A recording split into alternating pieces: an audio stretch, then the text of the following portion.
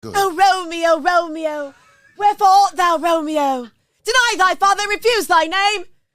Or if thou wilt not be but sworn, my love, I shall no longer be a Capulet. See, there you go. That Cassio loves her, I do well believed. What? Come.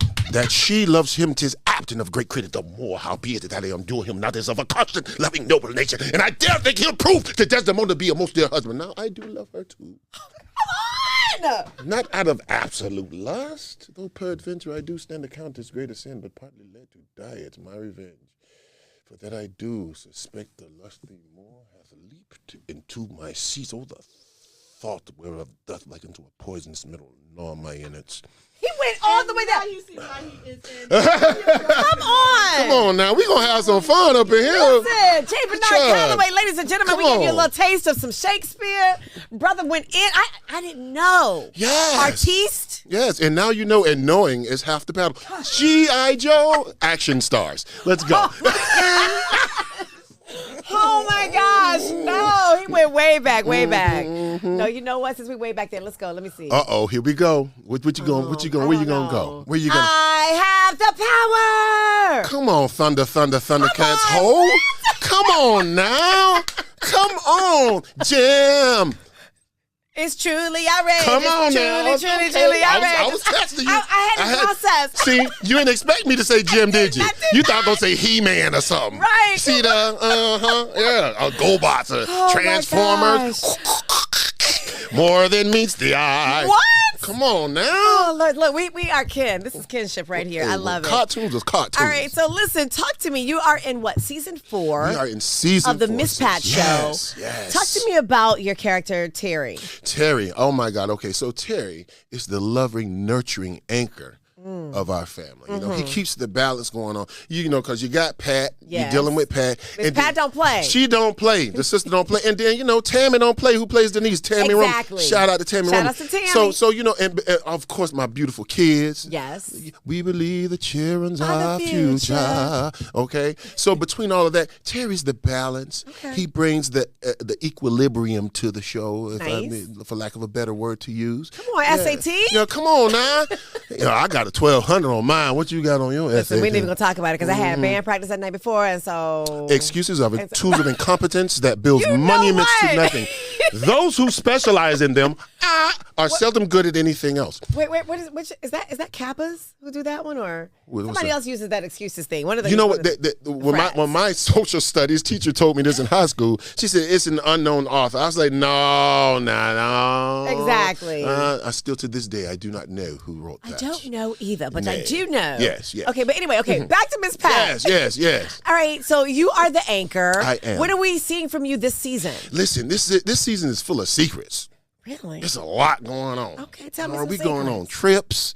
You know what I'm saying? You got mama drama. Uh-oh. You got deadbeat daddy drama coming back. You know, we dealing with a lot. And once again, you know, Terry comes in and he makes the playing field even. Okay, he brings everybody back down to ground zero and let's Bring it start back. down. Yeah, bring it on down, man. Yes. And let's build each other back up. Okay. And so we follow each one of my family members in the stories together, and you know what? Nobody's resolving anything by themselves. Okay. This is the thing that I really love about this show. We work together, and it ain't pretty all you know at the end of every episode. But that's all family life in real life. That's Everything right, ain't that's pretty. It's right. not all buttoned up with the It little ain't bow. supposed to be that, right? Yes. I think this is what brings people into our show. You know what I'm saying? That it's not a cookie cutter at the end and everybody eating ice cream and singing Kumbaya at the end every time. You know what I'm saying? So we bring that relevancy to the table with those given circumstances of life. Okay. Yes. All right. So let me find out about how you got into acting. Let's go back to the story. Back to Broward County. Yeah. Back to Brock. Well, back in 1899, when I was a little old boy. All right. Well, you were just a ham. Oh, listen, That's what you are. Okay. I so love for real. chicken though. So actually, to be honest with you, seriously, I didn't start doing any theater, sis, until like college. Really? Seriously, my theater was like the Easter speeches. And this is my Easter speech. That's exactly right. Or for Christmas, right? Yeah. But listen, sis, I was always a part of. I play the drums, a trap set. Really? All right. Yes, and I do. So what was your favorite Which one did you play? The entire So the trap set is the entirety of the yes. It's the entire set. It's called a trap set. No, wait a minute. Wait. Mm-hmm. The entire. If I'm at the church and this is the whole band, it's called trap set. No, not the whole band. I mean, just the drum. I know what the band is. You know, not the whole band, my sister. I'm not talking to you. No, but the whole band is called. See that. The whole drum kit is called a trap set. Yes, it is. I never knew that. Yeah, and my cousin plays drums. Corey, why you ain't tell me that? Corey, come on now. Don't be doing your cousin like that. Exactly. Come on, brother. I didn't know brother. That. But yeah, okay, so because of church, playing for the district choir, playing for my home church, playing for the state choir. Yep, this is the church of God in Christ. Come on, Jesus. Come on, you got to be born in it to understand. Come on now. So I used to go to all the UNACs, United National Auxiliary Conventions, and meet the Clark sisters and James Moore. So I came up into all that stuff, right? So that was my stage. How'd you get to this? Well, that was my stage. Okay. Backstage, underage, adolescent. Adolescent. How you doing? Fly, she fly. I like to do the wild thing. She said that, not me. I ain't say that, Carmen. She said that. Is this my camera? Am I speaking the right one? Yeah. Okay. Yeah, baby, I love you so much, sweetie. Yeah. And we're gonna get to that too, Carmen, in a minute. Okay? Yes. But yeah, so these things got me to understand how to be on stage and understand what an audience is, right? Because outside of that, sis, was the football field. I was about to say, you look like, what was it, defense? No, I played fullback. I don't know what that is. Fullback is the cat that blocked for the running back. I don't know what that is either. Yeah, I know the people who catch the ball. I do that. Quarterback? No. I come out the backfield. You know how the quarterback be the sad hut, and then there's two people behind him. That's you? It's the thick dude right behind the quarterback, and then the dude that's going to really get the ball. Okay. So I just go and block, and the dude come in. Or sometimes I do get the ball. Okay. See what I'm saying? Do you run it to the... I do. The thing? I do. The goal? thing. Yes, the touchdown. Touchdown! Oh! All right, team! So I played fullback in college. Really? I played fullback. I was a starting fullback at Alabama State University out in Montgomery, Alabama. Come on, ASU. Come on, the AS. I can't say the other stuff. Boule. So through that was my stage, right? Wow. Now, theater did not come into play. So when you were off season, you did theater? No. Check it. So during my football days, I had a group that I formed, and we would sing a cappella around campus. Wait a minute, hold on. So you're playing drums. Yeah. You're playing football. Yeah. And you got vocals? Yeah. Give me a note. Give me the note. I need a few notes. Okay, Give me okay. An 8 count. All right. 5, 6, 7, 8. The world, you got me off. When you put somebody on, you know what? You're supposed to stay ready, so you gotta the world will carry on. I beg of you, my friends, be tender-hearted. Be generous about me when I'm gone. It's easy to speak ill of the departed. The little space we have should be untainted. We nowhere else to live but in your thoughts. When none of us is bad as we are painted. Keep prejudice and vengeance to the courts. The dead should teach the living what to do. See, you're a professional. You pull back from the mic so I don't blow y'all ears out. I'll pardon you. I like this. You are multi-talented. Jay Bernard. Now I know why it's just the J, and then we got the Bernard Calloway. I got it. The J is for Jeffrey. Jeffrey now. Jeffrey. Jeffrey now. That is amazing. So you had a singing group in college. I had a singing group in college. And long story cut very short. This young lady named Gwinnata Mukes, shout out Gwinnata Mukes, she saw us singing on campus, and they were doing this piece in the theater called The Gospel at Colonus. And they were looking for more voices, and they were looking for a couple of extra parts. You know what I'm saying? So it's like, hey, Jeffrey, what? I'm so country, y'all. Hey, man, we'd love for you to come by and sing a song, Acapulco, which is acapella. We know. Acapulco. And you're going to do a monologue. I said, what's that? I'm like Charles Barkley. A monologue. What's that? And it was like, it's like a speech. It's like an Easter. Oh, I know what that is. So went in, did the monologue, boom, got the part. That was my first show. Fell in love with it. Changed my major from, I was a music major, accounting minor. I changed it from that to a theater major to a music minor. and then that transferred to a theater major to a print journalism minor. Wow. And my father was very upset. I was about to say, what did the parents have to say? Because you up in here flipping the script, sir. Yo, that cat was not having it. He was like, how you gonna, I don't got no money to be. I said, but Daddy, you sang with the Flamingos. You an entertainer. How you gonna keep your son from following his passion, He man? said, listen, I didn't learn my lessons. That's why I'm trying to get you this way. Exactly. That's exactly the tangent he was on. I was like, no, Dad, I think I really love this. But it was very tough because I was still playing football. And you have football practice, like say during spring, right? Mm-hmm. So you get up, football practice starts, you get up at 4:45, you got to be on the field by 5:45, and then you might have an 8:30, 9 o'clock class. So as soon as practice is over with, you ain't got time to hit the cab to get some vittles, then go to class all stinking and musty, and don't nobody care because they know you play football, and then you go back to the room, start all over again, change, and next thing you know, I'm back on the football field for another rehearsal, practice from 3 to 6, and then in the theater from like 7 to 12 at night. When did you study, sir? So why you asking me all these questions about if I studied or not? You getting too just wondering, but personal with, it's the auntie and me coming out like I be doing my little cousins. Well, anyway. What happened was, I studied. All right, fine. Nah. So, but did you have to end up giving up football, or no? What happened is that I became at the time the athletic program was debauched. And I had to make a choice because I was a young man in college making grown-up decisions. Shout out to my pops. May he continue to rest in power, Jeff Davis Calloway Jr. He's old school. So, meaning when my daddy dropped me off at Alabama State, he didn't come back to that campus till I graduated. Yeah. So he didn't come to any of my football games. He didn't go. So I'm making choices and decisions with grown men, which are the coaches, about what's going on. I stayed on the dean list the whole time, so grades was never a problem.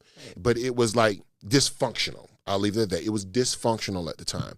So I think if my dad came into the picture a little bit more, maybe it would have changed the trajectory of me going to the league or continuing on this path as a performing artist. Because I had two teams looking at me, and I found out about it when I came back to see my best friend graduate the next year. Are you kidding me? I had two teams. No one told you? What about your coaches? Nope, because they blackballed me. We'll talk about that just a little bit. I got hurt going into my junior. I had tore my ACL, my anterior cruciate ligament, thing that crossed right there, like boom. I know when I hear ACL, that's a major thing. I don't really know all about it, but I know that's major to athletes. Oh my God, yes. major, especially somebody like a skilled position like a running back, because you're running, you're cutting, you're moving lateral, you're doing all these things, right? So as I was healing and going into recovery from the surgery, the whole program changed. They got a new offensive coordinator. They got a new defensive coordinator. Oh, wow. The whole we used to run a two-back offense. Now we were running like a run and shoot because everybody was trying to mimic University of Miami Hurricanes back in the day. You know what I'm saying? So everybody was doing that. So that kind of took away the fullback. That kind of took away. They made it like a too tight offense where you got two tight ends and one running back in the back. So it's like, hey, you got soft hands. Can you catch? I'm like, yeah, I can catch. So I started doing that. But then, they had a problem with me asking questions about when it's time for me to get back on the field because I was ready, but they weren't letting me back out. Wow. And so they had me on like the team that gives the first team defense a good look before games and stuff like that. They call it the dummy offense, right? I said, hey, man, I'm ready to come back. What's going on? That didn't happen and it didn't work. They got tired of me speaking up for myself, so that in turn termed me difficult. Wow. Yep. So they took it out. Why is it always that we're difficult when you want to ask questions and point out, inequities? Yeah, because you're a whistleblower, and you might be revealing something about somebody that's not doing their job. Hello. If they cared, they would have took care of it, but they did not because they weren't about student athletes. It was just about athletes. Amen. Wow. So I had to let that go because I was getting ready to graduate. And my dad was like, why don't you transfer? Go to another school. I said, no, Dad. The light is at the end of the tunnel right there. I don't have time for that. Maybe it's not meant for me to play football anymore. Maybe that is not my path. Now, it took me a few years after that to get over not playing football, like having dreams about going into the game, and then I'm waking up. Wow. I'm about to score a touchdown, then I wake up. Did you ever want to try and do like they do the walk-ons? Or? No. That's too much time. Yeah, that's too much. No. See, like, walking on in college is easier than walking on in the NFL. You got to go. Oh, gotcha. Yeah, Okay. yeah. So I was past that. So I didn't even go to the combine is what they call it. Thank you. Yeah, I knew yeah, it was yeah. someone to be doing. That's the all right. man I got you, sis. No, sis, I'm here for you. I am here for you. Shut up. Listen.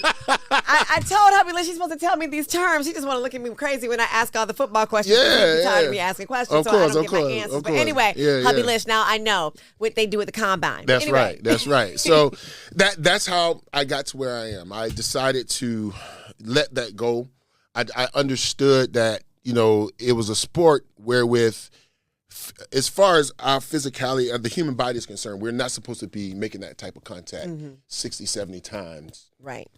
During the week, we've seen a day. And heard about of course. The impact. Yeah. You talk about head injuries and, the things that even the athletes don't even speak about. Yeah, because I heard somebody say, I was watching one of those shows, and he was just saying it hurts him just to get out of bed because his body, because you have something ramming into you. Yes. Not even just the head, but just the physical, getting out of bed. That ACL injury, it still haunts me a little bit to this day. Wow. Right? And even little nooks and bruises and contusions that I got. Yeah. So I'm in physical therapy right now, trying to get my sexy back on, getting my girl this figure back so we can go and do this thing and I can be healthy and feel great when I wake up at the bed, because that is real. Yeah. I know a lot of cats that get out the bed and can't walk to the bathroom. Yes. Okay? That's what I'm talking about. That's what I'm trying to avoid. Well, see, maybe that's why God had other plans for you. That's what I'm thinking. So you left from school. Did you head out to Cali, or where'd you go? No, nay. So I graduated in 1997. I got my BA in theater, my minor in print journalism. I went home to the school board of Broward County in Fort Lauderdale, Florida. And I taught Fort Lauderdale. Fort Lauderdale. I have not heard that. Come on, Duval County. I'm serious. Now, how come I know Duval? Because we shouted out, Duval. What's after my dude, Easy E, who coined that phrase. But get it. Let's get it. I love Duval. Duval's dope. Yeah. You know what I'm saying? Yeah. You know what I mean? So I went home. I taught in the school board, let's say in school terms for a semester.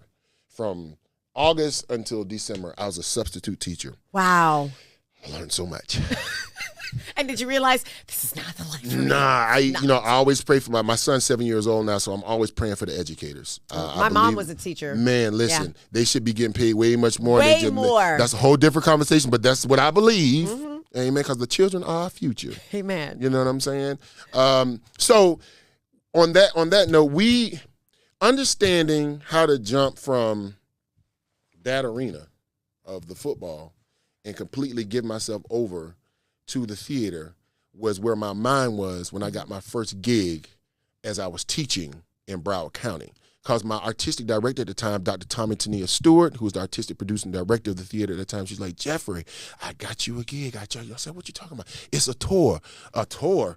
I said, all right, doing what? What am I doing? She said, you playing in To Kill a Mockingbird. You going to play Tom? You're going to tour from, To Kill a Mockingbird? To Kill a Mockingbird. Come on. Yes. This was the spring of 1998. Wow. And I toured from Missoula, Montana, the Montana Repertoire Theater. Shout out to them.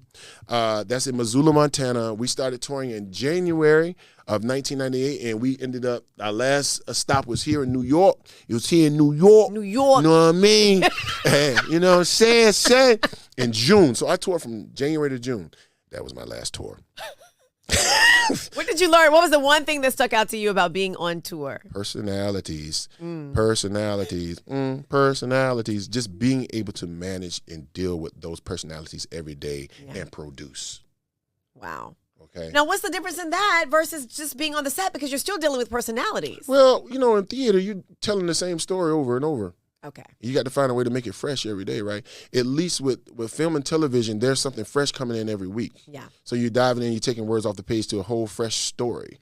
With theater, you're basically trying to find your best to keep if the story is dope, a great story, to keep it fresh. And that, to me, is always the biggest challenge, because there's that ebb and flow between the audience. Yeah. And the players on stage. And to me, that feeds you, right? And that's what's dope about the Miss Pat show, because we shoot in 3 cam. And we went on the show that have that live studio audience. That's the closest splice you're going to get for film and television to theater.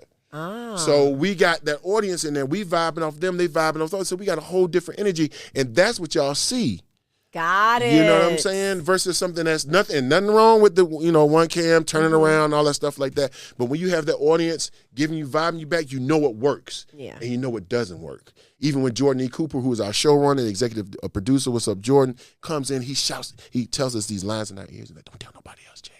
Because we want to keep it Want a surprise? Want to surprise everybody. I like that. That's cool. That continuity in that way. So okay, so you went from your tour and everything. You got that gig. Yeah. And then what happened? Then what happened after that? What had happened was now you got to now you got to understand, when I was touring, I had some suitors interested in me coming into their institution of higher learning for graduate school. Yes.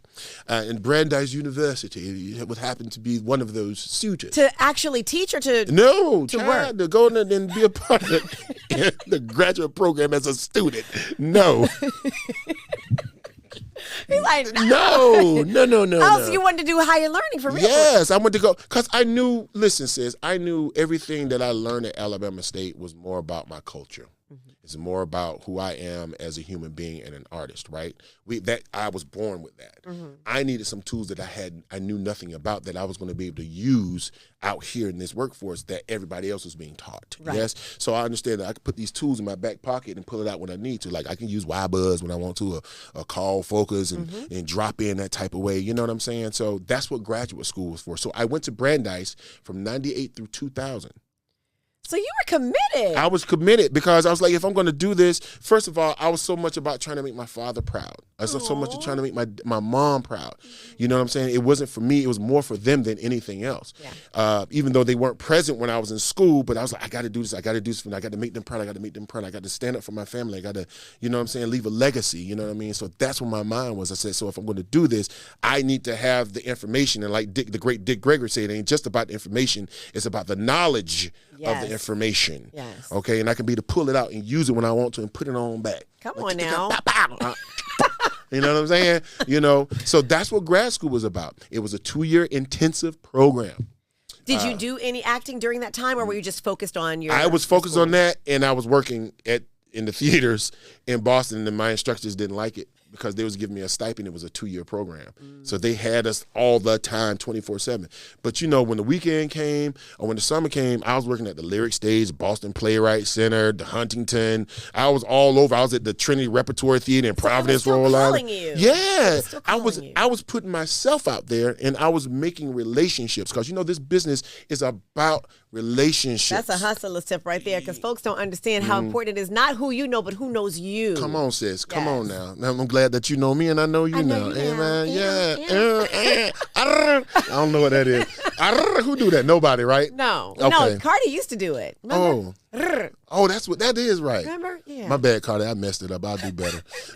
You know what? You seem like a comedian. Did you do that too? Stand up? No. You seem like you have that. No, man. I'm serious. No. Well, look, the only stand-up I've ever done, I told my awesome publicist, man, Kate Boswell of Catwalk Media. She's so dope. All right, Miss Kay Boswell. Yo, Catwalk. Man. Come on, Catwalk. You know what I mean? When I first got to New York, is this newspaper called Backstage. Yes. You remember that? I don't think it does it still exist? I don't know, but that's how you used to get your gigs. You would learn about stuff. Yeah, that was your Bible. Yes. Okay? You open that up, go all the Equity Principal auditions and open mics and all this stuff. And I saw an open mic for the New York Comedy Club. Now, this is when I just got to New York. I was living on someone's futon on Fordham Road. Paint the picture. Off the D train. All right? This is what I was doing. Now, this is after you had already gotten your graduate degree? I got my graduate degree. Now I'm sleeping on somebody's floor. And spent all this money, all this time. Golly, maybe daddy was right. Right. Started questioning myself. I'm going to get these judges off and get on back out here. So I'm going on all these auditions. I said, open mic at New York Comedy Club. I said, what do I have to do? If you can sing something, up, bing, ding, ding, ding, ding, and then if you could just keep the audience's attention. I think that's how they described it, for 5 minutes. So that's a long time. That's a long time. I found that out. Yeah. But see, I can talk, right? Clearly. You know what? Ain't nobody asked you. Ain't nobody. Where my belt? Where my belt? Cat, did you bring my belt, Cat? Please. You probably ain't get no beatings, though. You don't know nothing about no beatings. Baby, let me tell you. Julio didn't play. Julio, hey, Dad. Dad, tell the truth, Pops. Tell the truth. I got restriction. The whole 9-week grading period. Mm-hmm. Okay. What was your restrictions? You can't eat ice cream. I couldn't talk on the phone. Couldn't go out. My friends would be going, I missed New Edition. I was on vacation. Y'all, I'm still bitter. Let it go. I told them, I said, y'all, I still have PTSD from not being able to go. Sis, you got to let that go. I can't. My friends went. Okay, they was all dressed. And I'm up in the room just looking. At the walls. Mm-hmm. But anyway, okay, back to you. Okay. Open mic. Y'all, sis, I go to New York Comedy Club. I ain't expecting to walk in this place and see Chris Rock. What? And the night that you chose to go? Yeah, I'm talking about all these pictures on the wall. Oh, I thought they were there. Oh, I was about to say. No, girl, if Chris Rock was in the room, I wouldn't have stepped on that stage. Oh, no. Heck no. But all the greats, you walk into this place, you see all the greats on the wall. That's when it dawned on me where I was. This wasn't just some regular open mic. Fool, you on the New York Comedy Club stage right now. One of the six, it's like 3 or 4 stages up in there. Yeah. I went in there, I sang a song, Acapulco. I think it was some gospel song by Commission called Will You Be Ready. Are you familiar with Commission? I know Commission Fred Hammond. Can't you see the sign of the time? I know, but I don't know. I hear the vocals. Come on now. It's morning. I ain't warmed up. Me. So I went up in there. I sang a song, Acapulco. And you took him to church. Everybody got saved. I ain't taking him to church. Everybody ain't about that church. I ain't taking church. I sang the song because they ain't know what. A lot of people don't know what that song is. Yes. Because it could be a love song. Because it's about will you be ready? Mm-hmm. Will you be ready? Okay. Sang the song, and then I just held court and told a few jokes. I'm talking about, I did stupid stuff like, I used to work at this place called the Fudgery. Anybody know what the Fudgery is? Well, we sing songs, tell stupid jokes, but most of all, give out free samples of our fudge. Ooh, fudge, stuff like that, right? So I'm up in this thing, and we used to tell stupid jokes like, what do you call a cow with no legs? I don't know. Ground beef. I'm not messing with you. What do you call a cat on the beach? What? Santa Claus. Oh, Lord Jesus. So I started telling stupid stuff like that. Oh, It's like, what is wrong with this dude?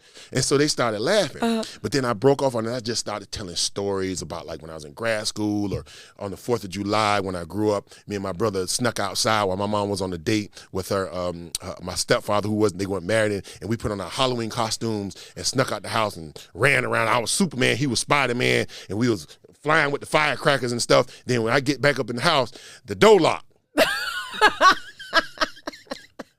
And, I was a water bucket back in the day. You know what a water bucket is, right? What? The cry baby. I feel the belt on my legs before it even get to me.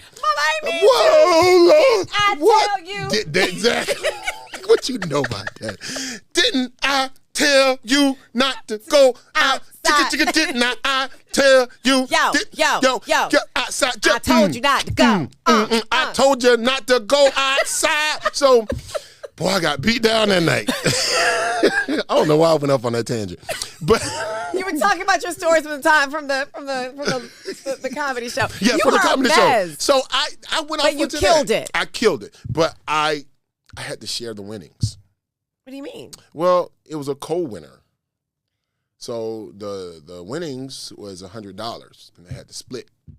And at the time, how many ways did you split? 50-50. Oh, okay. So I was hot about that because I was broke. Right. I was broke to it. And I needed that. Mm-hmm. I needed to go get that 2 for $2 on the corner juices. Remember the 2 for $2 on the corner? Counting out the piggy bank? I was broke. So that happened. And that experience, let me understand how to have like short-term memory as far as going in for like auditions. See, that's the thing. I don't know because the rejection, I'm like, but it's me. Why? Don't you like me? Why are you? But when you understand it's just a part of the beast, it's just a part of it. That's the part I don't like. Yeah, I know. But Bryan Cranston told me that. He said, Jay, you just got to go in there. It's Look at him name dropping. I have to do that. Bryan Cranston, how are you, sir? We did All the Way on Broadway together. We won Best Play that year, and he won Best Actor that year. I was going to ask you if you had done Broadway. Oh, But you said you didn't like the touring, the theater Well, stuff. that's touring. Oh, but just being on the stage. Yes, to stay stationary. Stationary. Yes, to stay stationary. Because I got a family now. Okay, you know what I'm saying? So, look, my first Broadway show was Memphis the Musical. You ever heard of Memphis the Musical? Yes. Yes, I was the original Del Rey, baby. We won 4 Tonys, baby. Yes. Oh, my gosh. Best play, best musical, best score, best orchestration, best How book. come we've never met? I don't know. I don't understand. You've been avoiding me. No, it's No, you. no, You no, know no, what? no. I was trying to be nice. I said the No, platform I is don't. open. No, please don't get on my nerves. Okay.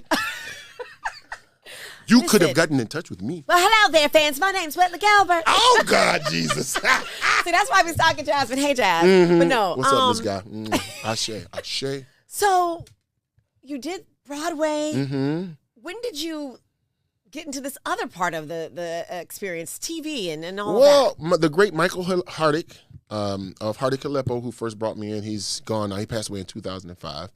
He said that Toots, that's what he called me. Call me Toots. In order for you to work on Broadway and on film and television, you got to go out of town and build your resume. So I was doing a lot of regional theater. I'm talking about I worked all the way across this whole great United States from here all the way to California. So and you back. paid your dues, I earned my strike. Yeah, you know Like, what I'm for saying? real? Yeah, I did the regional theater bid, right? Then I did Broadway. You know, my Broadway credit is the Revival of Oklahoma, all the way with Bryan Cranston and Memphis the Musical. Off Broadway, a couple I'll just throw out this Head of Passes that I did with Miss Felicia, that Terrell Alvin McCraney wrote. He won the Oscar for Moonlighting. Wow. Yeah. Also with Lynn Nottage. I know who that is. Yes, Fabulation of the Re-Education of Undine that we did at the Signature Theater.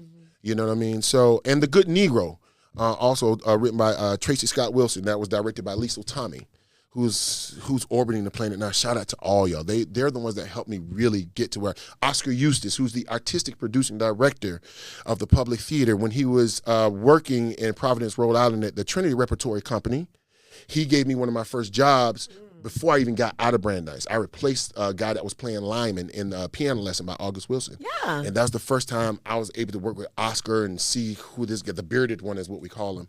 And now we're here in New York together. You know what I'm saying? So, yeah, I got a testimony. I got a little something.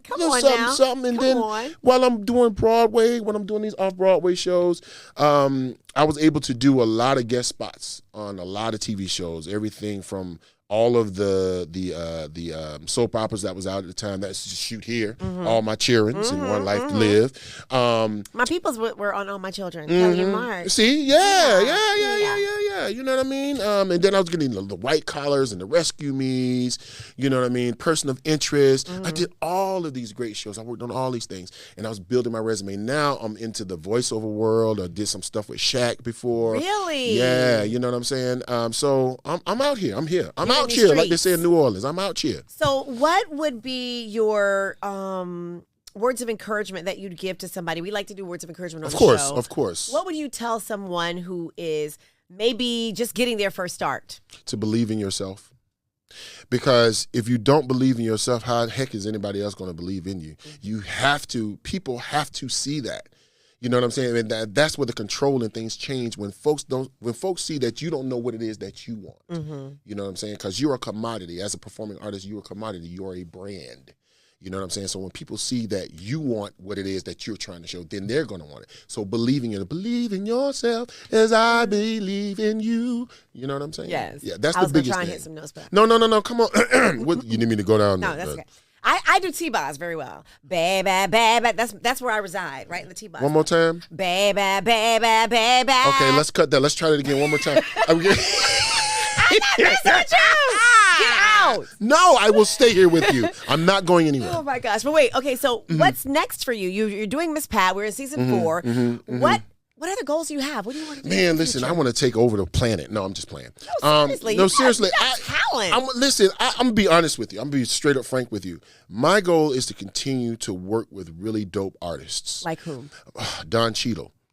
Jeffrey Wright, some more Denzel. You know what I'm saying? People like that. I want to work with Miss Viola. I love great storytellers. You know what I'm saying? Courtney B. Vance. I love these cats. Angela Bassett, Tasha Smith. Can you get all of them together and do a movie for me? Yeah. We got something going on right. We can't talk about it right now, though. They told me not to say nothing. You better call it as though it were.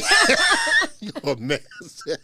You know? So, yeah, these they've helped me to really build a great resume and work with great people and do great productions. Yeah. So when people think of J. Bernard Calloway, they connect me to great work, not just about who I am and what I do, but what I bring to the table, how I'm able to come in and just transform lives, because that's what the theater is. Yeah. I'll say this all the time. Theater is like church for me. You know what I'm saying? Mm-hmm. You come into church feeling a certain way on a Sunday, Monday, whatever religion it is that you feel in a certain way. Somebody says a good word that inspires you, that does something to your spirit, and that uplifts you, and you go out feeling a certain way. And hey, you know what? You might even have a conversation with a person you probably never would have spoke to. That's what theater is for me. Mm. That is my goal, and that's how I want folks to see me across the board.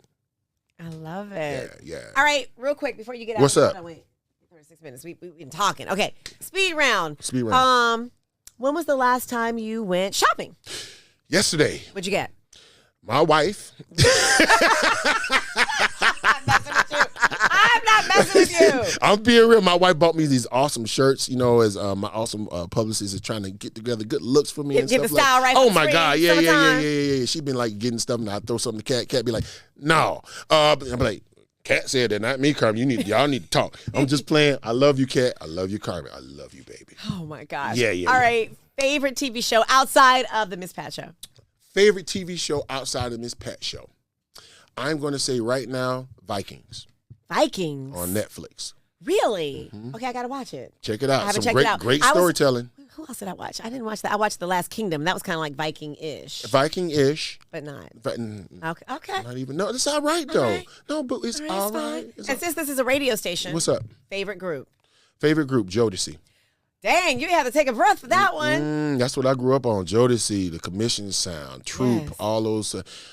Unfortunately, R. Kelly, things of that nature. That's the type of sound that I grew up on. Take Six. Yes. Boys to Men. Boys. You know what I mean? And of course, New Edition. Come on, New Edition, backstage, underage, adolescent. How you doing? Fine. And with that note, that's a wrap. J. Bernard Calloway, thank you for stopping by. Don't forget to check him out. Miss Pat Show. Miss Pat Show streaming on BET Plus. You better plug right now. Okay. And you can holler at me on IG at J. Bernard Calloway, Wikipedia, Jeffrey Bernard Calloway, or you can go to IMDb, J. Bernard Calloway. Hey, I went to all of them. Come on. Trust. Yes. But the Miss Pat Show, we out here. Come see about us. We waiting for you.